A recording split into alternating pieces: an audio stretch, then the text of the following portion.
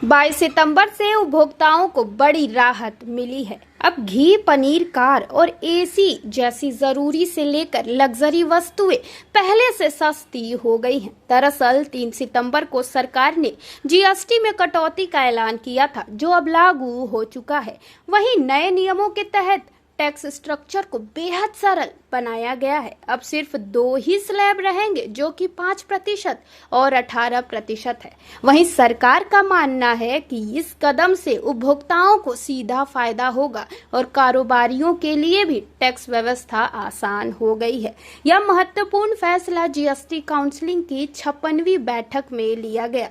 इस पर DNA Republic की संवाददाता आयुषी ने ट्रैवल ओशन के डायरेक्टर अभिषेक सिंह से बातचीत की। तो चलिए जानते हैं इस खबर के बारे में विस्तार से। नमस्कार, मैं आयुषी अग्रवाल। इस वक्त मैं अभिषेक सिंह जी के साथ, जो कि ट्रैवल ओशन के डायरेक्टर हैं। आज उनसे मैं जीएसटी के विषय पर चर्चा करूंगी, जो सरकार द्वारा कम कराई गई है। अभिषेक जी, जो आज जीएसटी के ऊपर जो बातें चल रही है, जो बातें चल रही है कि जीएसटी इन चीजों पे कम कराई गई है, आप उसके बारे में मुझे कुछ बताइए। Thank you ma'am.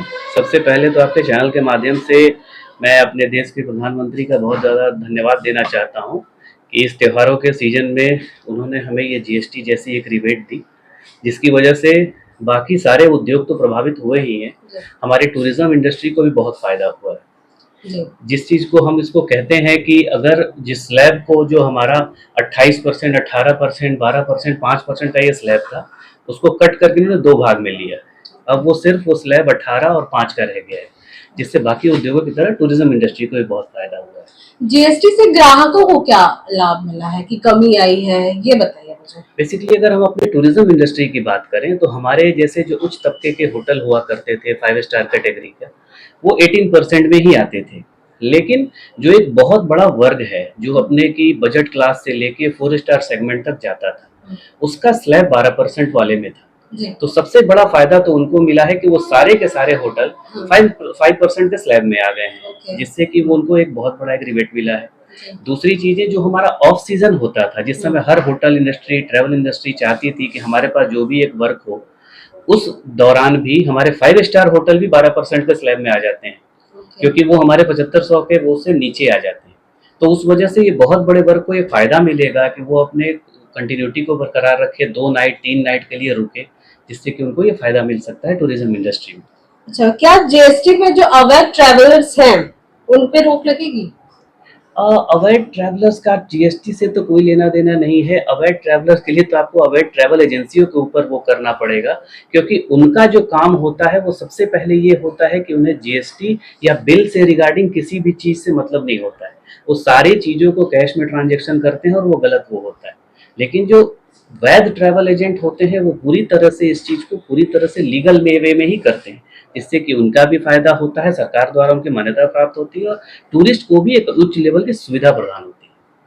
अच्छा, जीएसटी पे जो कमी का, जो अर्थव्यवस्था का, जो इकोनॉमिक्स का जो चैप्टर है, उस पे क्या प्रभाव पड़ेगा, ये मुझे बताइए। हर चीज पे फायदा पड़ेगा। मैंने बताया कि जिस तरह से एक जो मध्यम वर्ग है या लो कैटेगरी वर्ग है, उसको तो हमारे प्रधानमंत्री ने बोला बहुत सारी उसमें वस्तुएं ऐसी हैं जिसको 0% पे उन्होंने ला दिया, जो डेली दिनचर्या की चीजें हैं। मैं अगर अपनी बात करूं तो हम लोग जैसे ट्रैवल के फील्ड में बहुत सारी गाड़ियां यूज करते हैं, जो हम लोग कमर्शियल व्हीकल अपने गेस्टों के लिए खरीदते हैं, उसमें 2-2, 3-3 लाख रुपए का हम लोग को डिफरेंस मिला है।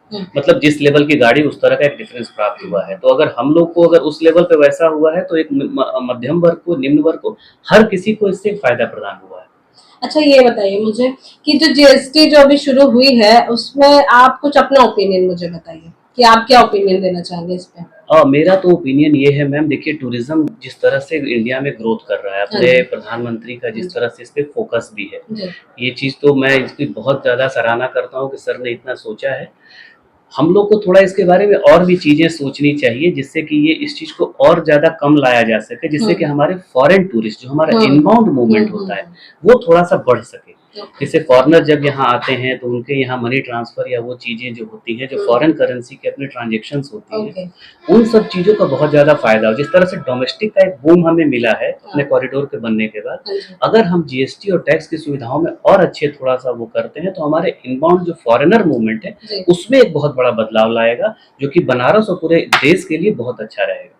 Thank you Abhishek Singh ji. Thank you. आज अभिषेक सिंह जी के द्वारा जो इतनी जीएसटी के ऊपर बातें हुई है, हमें पता चला है कि जो सरकार द्वारा जीएसटी कम कराई गई है उसमें क्या क्या बेनिफिट्स हैं, क्या क्या जो हमें लॉस हुआ है, वो सब अभिषेक सिंह जी ने आज मुझे बताया है। Thank you Abhishek Singh ji. Thank you so much. Thank you.